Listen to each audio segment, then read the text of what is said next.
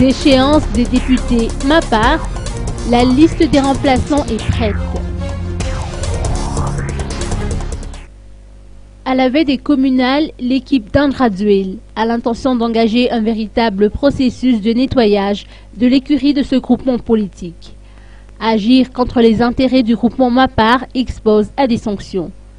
Ainsi, le Bureau national du MAPAR enclenche la phase finale de la procédure de déchéance contre les députés élus sous les couleurs, lesquels évoluent en dehors des lignes tracées par le statut du MAPAR.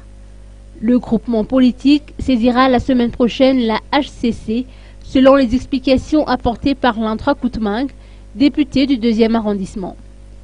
Celle-ci a rappelé que les dispositions de l'article 72 de la Constitution sont sans équivoque quant à la déchéance des députés.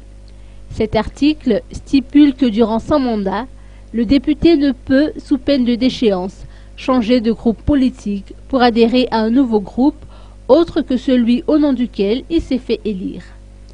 En attendant, le MAPAR a déjà élaboré la liste des remplaçants. Ainsi, le remplacement sera assuré par le candidat suivant dans l'ordre de la liste du MAPAR lors des législatives de décembre 2013. Dans le volet social, le MAPAR a confirmé la continuation des actions sociales en faveur des sinistrés à l'occasion de son assemblée générale de la semaine dernière. Le député du 2e arrondissement a tenu à venir en aide aux sinistrés de sa propre circonscription. Lantra Koutmang a ainsi remis des couvertures, des sacs de riz, des cartons de savon et des bougies aux 300 familles sinistrées d'Andraduel et Nadafia Varach, entre autres. Cette action est appuyée par l'association BAPS.